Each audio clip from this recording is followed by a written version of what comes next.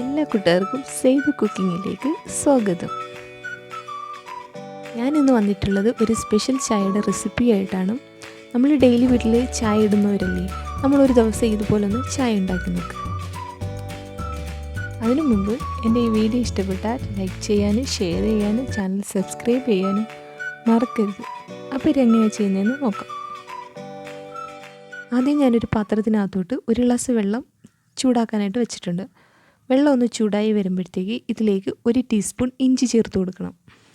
എടുത്തു വെച്ചേക്കുന്ന ഇഞ്ചി നല്ലതുപോലെ ഗ്രേറ്റ് ചെയ്ത് വെച്ചേക്കുന്ന ഇഞ്ചിയാണ് ചേർത്ത് കൊടുക്കുന്നത്.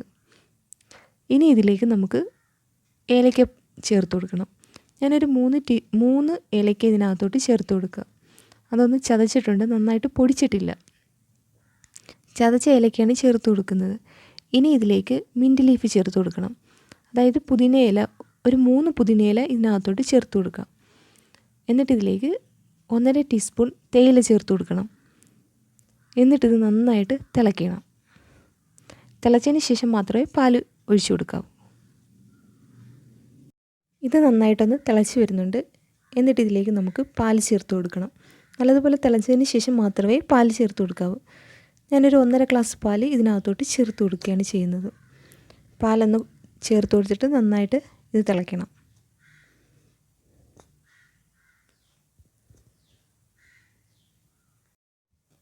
ഇനി നമുക്ക് പാലൊന്ന് തിളച്ച് വരുമ്പോഴത്തേക്ക് നമുക്കിതിലേക്ക് പഞ്ചസാര ചേർത്ത് കൊടുക്കണം. ഞാനൊരു 4 ടീസ്പൂൺ പഞ്ചസാരയാണ് ഇതിലേക്ക് ചേർത്ത് കൊടുക്കുന്നത്.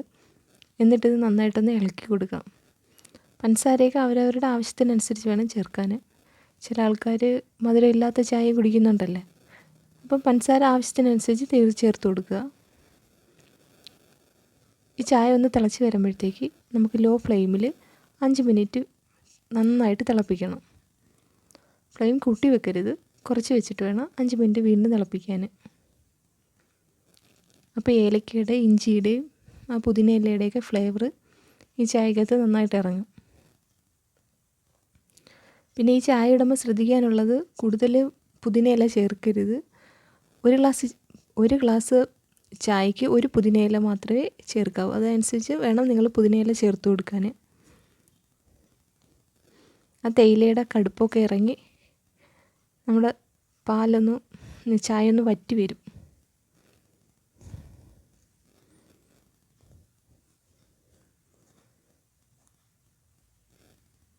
അങ്ങനെ നമ്മുടെ ടേസ്റ്റി ആയിട്ടുള്ള സ്പെഷ്യൽ ചായ റെഡി ആയിട്ടുണ്ട്. ഇനി ഇത് നമുക്ക് ഒരു പാത്രത്തിലോട്ട് അരിച്ചു മാറ്റാം.